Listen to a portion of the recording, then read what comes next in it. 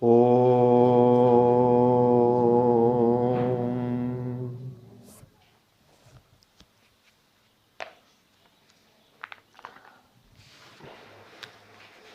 Vivekachudamani, 434th verse.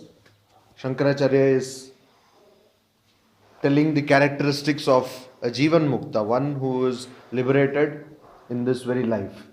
Ishta anishtha artha sampraptau samadarshitaya atmani ubhayatra avikaritvam Jivan Muktasya lakshanam.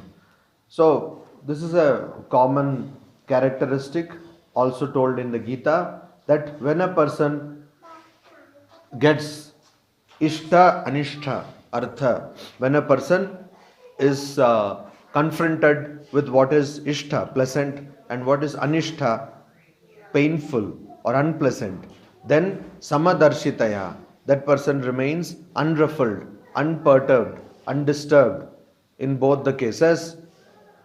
Atmani, ubhayatra avikaritvam, and is maintaining the same attitude in both the cases, either in the case of pleasure and in the case of pain. That person is a Jivan Mukta, or a Jivan Mukta behaves like that. Then he says, Brahmananda rasa aswada asakta chittataya yatehe antar bahir bahira vijnanam Jivan Muktasya Lakshanam. So a person who is a yati, a sannyasin, one whose mind has been removed from all external indulgences, all external things. Why? Because that person is Brahma Ananda Rasa Aswada Asakta Chittataya. Because that mind, the person's mind is engaged in the bliss of Brahman, engaged in the tasting of the bliss of Brahman. Rasa Aswada Asakta Chittataya. All of us are unable to think of God or unable to think of the higher reality. Why? Because all your mind is engaged in sansara, in worldliness, and that is why. So, see, rasa, you are all engaged in the rasa of the sansara, in the bliss. There can be no bliss in the joy, or also there can be no joy in the happiness of sansara, in this whirlpool of sansara. But you don't see it as a whirlpool, because if you saw it as a whirlpool, so people say that Maharaj, we are in the world, but we are unable to come out. So it is a contradictory statement. You don't think that you are in the world, you think that you are happy. That is why you don't want to come out. You are very happy, and these people who talk about world being problem or misery, they are all foolish, and somehow they have some problem, some psychological disorder, and that is why they are talking like that. Otherwise, we are all happy, and that is why all of you are happy in the world. And so you cannot think about God. You cannot think beyond your body and mind, because you are not wanting to think. And so you are constantly aware of what is going outside, and you are also constantly aware of what is going on in your mind. And so you are always aware of antaha bahi. You are aware of what is going on in your mind, but you are not fully aware. The problem is you are so much engrossed in the external that you are unable to enjoy the external. This is an ironical, paradoxical thing. Swami Vivekananda, once he was talking with the famous agnostic Robert Ingersoll, and Ingersoll said, you have become a monk, you have given up the world, and so you cannot enjoy the world. You see, I can enjoy the world like an orange juice. I can squeeze the world and drink orange juice. And Swamiji said, yes, but I can drink to the very last drop of this orange. Why? Because I have nothing to bother about. So when you are in your office, you are bothering about your home, or at least you are supposed to bother about your home, or you are thinking about something else. When you are in your home, you are thinking about your office, etc., etc. So Brahmananda, whereas Sri Ramakrishna was always immersed in the joy of Atman, or immersed in the joy of God. So Brahmananda Rasa Aswada Asakta, and attached to the joy of Brahman, bliss of Brahman, and so is oblivious to what is happening inside and outside. Inside means in the mind. That person is not concerned what is happening inside and what is happening outside. That is why when Sri Ramakrishna first met Narendranath Datta, he says that you see, this person is not bothered. Or when Saradanandaji first met Narendranath Datta, he saw that he is not bothered about the world. He has got some kind of distinct aloofness from the external world. Why? Because he is constantly aware of something greater than this external appearances. So for most people, all you need to tell them is that your money is going down. So you had kept some fixed deposit, everything is gone. That's all. Your sleep will go, everything will go. So we are not dependent on God. Dehendriyadau kartavye mama aham bhava vavarjitah audasinyena yah tishtet saha jivan mukta lakshanah. So what an ordinary person has, that is mamakara ahankara, I and mine, that a jivan mukta does not have. Dehendriyadau, that person lives without any idea of I or mine with regard to the body, deha, indriya, with regard to the organs.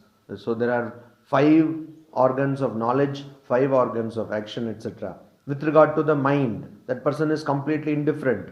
And kartavye also that person is indifferent to one's duties, not bothered about one's duties. Why? Because that person has realized the ultimate truth and knows that nothing will remain. So you see, you create a world of illusion. You want to enjoy, you say, I enjoy because I have to take care of my family. How is your enjoyment going to help taking care of your family? That is the biggest lesson Ratnakara got. So he was doing dacoity, and he is saying he was a dacoit, and dacoitry he was doing. And what was he doing? He was waylaying all those people who used to travel by the highway, also like a highway robber, and he used to attack them and take all the wealth, money, and he used to run his family like that.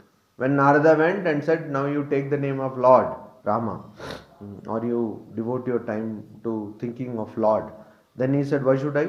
I'm not doing any wrong deed. I'm doing it for the sake of family. Then he said, go and ask your family. Will they take share in the sins? They said, why should we? You are supposed to take care of us. So you are doing it. This is how you can do. So that is why kartavya, this duty, Swamiji says, the sense of idea of duty is bondage. Idea of duty is binding. You say, I have my duty. I'm in world, so I have to take care of my family. This I have to take care of my family. First of all, who asked you to make a family? You started a family. You married somebody. That is why a person goes to Sri Ramakrishna and says, now I am fed up with the world and now I want to just quit everything. And so Sri Ramakrishna scolds him. He says, when you married, then you did not think about these things. So like that. So kartavya audasinya, he is indifferent. That person is indifferent. He or she is indifferent to kartavya, to the idea of duty. Why? Because that person is always thinking about the highest reality, Atman. That person is Jivan Mukta. That person is Jivan Mukta.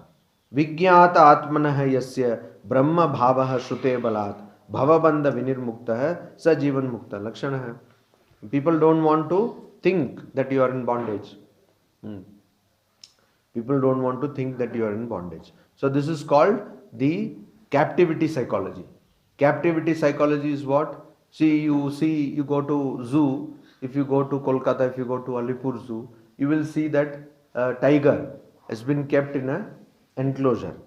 Means it is not kept in a cage. It is kept in an enclosure, and there is a small pit surrounding the enclosure, so that that tiger cannot jump. But tiger can jump more than that. Then how is that the tiger is there? So when they catch this tiger, they put it in a cage for a long, long time. And the tiger every time tries to get away, and finally it gives up because it now knows that I cannot get away. I am captive. So then you just dig a pit which is not very deep, say maybe 12 feet for 15 feet. You dig a pit and tiger thinks, oh, I cannot cross this. It can cross it, but it will never cross it. Similarly with elephant. You see, elephant will be able to, you see, uproot trees, huge trees, and it will carry all these logs of wood. But that elephant will be put in a small peg. They will put it on the ground and they will tie it with it. Small chain they will tie. How does that elephant stand there? Again, captivity. When the elephant was first caught, they kept it in a cage for a long, long time. Then elephant tried many times to get out. Then finally it understood that I cannot get out, and now it will not even try. So like that, all of you have this psychology of captivity. We are all bound. So you think that this is normal. So anybody who thinks that I am bound, I have to get moksha, you think this person is mad. So sare bhaloi chilo, erokom hoye geche ekhon, oisab ashram tashrame যায়, কিসব বই টই পড়াশোনা করে মাথাটা বিগড়ে গেছে. So this person was nice, and now this person goes to the ashrama and now reads some book and all that, and now that person's brain has gone. So this is all bad. So that is what you will see. Why? Because a person shrute balat, because of the force of scriptures, what has been told in the scriptures, that person brahma bhavaha, that person thinks of Brahman, the ultimate reality, and Vijnata Atmano Yasya, and one who has realized one's Brahmanhood, that is, one who has realized one's being identical with Brahman, that person, Bhavabandha Vinirmukta, that person becomes free from repeated birth and death, and that person is Jivan Mukta. So repeated birth and death, what do you understand by repeated birth and death? You don't understand anything. You don't even know what breakfast you have taken, say 10 years ago. Nobody remembers. What repeated birth and death? Somehow I have to pull on. Now I have got knee pain, back pain. Some doctor has to see, and I should have money. That is what? What repeated birth and death? You don't know anything. So Bhava Bandha Vinurmukta, we don't bother. But not like this person. This person has become free of that. And how has he become free, or she has become free? Dehendriyeshu aham bhava idham bhava tad anyake yasya no bhavatah kwapi sa jivan muktah ishyate. The commentary on Brahma Sutras by Shankaracharya begins with a foreword which is called Adhyasa Bhashya, and that Adhyasa Bhashya, Yushmad Asmad, those are the words with which they begin. That means you and I. This is the problem of ignorance, the problem of differentiation, the problem of segregation. So a person who has realized the ultimate truth, a Jivan Mukta, does not have this idea. Dehendriyeshu aham bhava idam bhava tad anyake. So a person who has not realized the ultimate truth, all people, what idea do they have? As far as one's own body, deha, indriya, organs, sense organs, organs of knowledge and organs of action, and mind, etc. Drehendriyeshu, body, organs, etc. That is mind, etc. What will one have? Aham bhava. That this is I. You think that this body is I, this mind is I, etc. And whatever is other than this body and mind and organs, you say it. It. So all other objects are it, idam.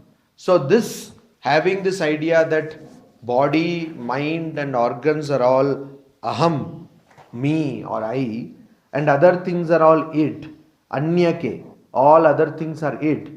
Yasya no bhavatah. A person who does not have such ideas of differentiation, that person is a Jivan Mukta. But generally we have these ideas, and that is why we always suffer, because we see the other, we see something different from us, We see somebody different from us, and that is why we suffer. If we don't see anything different from us, there will be no suffering. There will be no suffering. Na pratyak brahmanah vedam kadapi brahma sargayoho pragya yo vijaniti sa jivan mukta lakshanah. Our problem is pratyak, that is jiva, ourself, and Brahma. So some people may say God, Ishvara, Lord, etc. So a person who considers oneself different from the higher reality, Paramatma or God, that creates problem. So our problem is that we consider ourselves different from the higher reality, and that is why we have problem. But a person who has realized Brahman, Brahma Sarga, a person who has realized Brahman, that person does not see any differentiation between Jiva and Brahman, does not see any difference between oneself and the highest reality. Pragyaya yo vijaniti, because of one's own illumination. And that person does not see any difference between also Sarga, this creation, and or this universe, and Brahman. So there is no difference between oneself and Brahman, and also no difference between this universe and Brahman. Why? Because of illumination, prajna. So that person is a Jivan Mukta. Then they say, Sadhu bihi, Shankaracharya says, Sadhu bihi pujyamane asmin, pidyamane pi durjanaihi, samabhavo bhavet yasya, sa Jivan Mukta lakshanah. So all of you are now sitting here because you are supposed to sit here, and you are all waiting, when will this be over? Such a torture. Okay, so that is how we are. Anything we don't like, we will say, oh Baba, when will it be finished? Let me get out of this place as quickly as possible. So, and whenever somebody is praising you, you think, oh, that person, let that person praise little more. How nice it is. Such all people in this world are so beautiful and nice, etc. Why? Because when you will get praise or when you will get comfort, then this world becomes good. That is the problem. See, otherwise, if we had only suffering, people would get immediately this idea of vairagya, dispassion, that this world is a place where you should not live. But that doesn't happen in this world. You get suffering, and when you think this world is so suffering, then suddenly somebody comes and says, will you have a cup of coffee? Then immediately, oh, world is so nice. Then you have this hope that maybe next day it will not be so full of suffering. Somebody will come, at least somebody will take care of me. Okay, today breakfast was not good. Tomorrow maybe breakfast will be good, or lunch will be good, or night dinner will be good, something. So you have this hope, and that is why we have all this problem. But the person who has realized God, realized Brahman, one who is a Jivan Mukta, what does that person do? Sadhu bihi pujyamane. Sadhu means good persons. A good person may worship this person, then, or that body, or asmin pidyamane api, even if that durjanaihi, or evil people, they pidyamane, they torment or torture this person. Either good people worship this person or evil people torture this person. Samabhavo bhavayat yasya. Even then, that person has the same mentality, equanimity. That person is called Jivan Mukta. So no difference. If somebody is scolding, even then, why? Because that person is not dependent on the external circumstances for one's bliss or joy. Yatra pravishta vishayaha pare irita nadi pravaha iva varirashau linanti sanmatrataya na vikriyam utpadayanti esha yatir vikmuktah. So you see how, just like earlier also in a verse, Shankaracharya said that this person lives just like a child, an infant which does not know how to cook or how to eat also, is fed by others. So yatra pravishta pare iritaha. So the sannyasin, this yati is how this sannyasin is like vishayaha, sense objects, are parehe iritaha, are given or directed by others, and then that person gets that. How? Nadi pravaha iva vari rashau. Vari rashi means collection of water. That means sea. So in sea, different rivers go inside. So rivers with sweet water, they go into sea. Become what? Salty water. Sea does not change. Ganga is flowing inside, Brahmaputra is flowing inside. All these rivers are flowing inside the sea. Sea does not change. Because Ganga has come, sea does not become anything. See, so sea water you don't use, you use Ganga water. Nothing happens to the sea. Sea remains its same thing. Linanti, all these waters go and merge into sea, but sanmatrataya na vikriyam utpadayanti. There is no change produced utpadayanti in that sea. Similarly, though the sannyasin is given so many things or sense objects by others, then that person is not bothered about that. You are thinking that that person is... So sannyasin, a true sannyasin will not bother about sense objects and will not be changed by these sense objects. And so, why? Because that person is identified. Sanmatrataya. That person is identified. Linanti is identified with Sat Matrataya. That means with absolute existence. That means ultimate truth. And so nothing happens. Vimukta hai. And that person is liberated. That person is a true liberated person. Vijñāta Brahma Tattvasya Yatha Purvam Na Samsritihi Asti Chet Na Saha Vijñāta Brahma Bhavo Bahirmukha. A person who has Brahma Tattva, realized the truth of Brahman, ultimate reality, that person, for that person, Yatha Purvam Na Samsritihi. There is no attachment as before. So you see that a person was attached to things, suddenly that person realizes Brahman and then has no more attachment. And so, Asti Chetna. So that is the test. If you see that a person is attached to sense objects, that means that person has not Nasa Vijñāta Brahma Bhavo. If somebody comes and says, oh, I have realized God. Say, yesterday somebody was saying, I have realized God. They don't even know what does it mean by... They don't know the meaning of the word or the phrase realization of God. A realized God.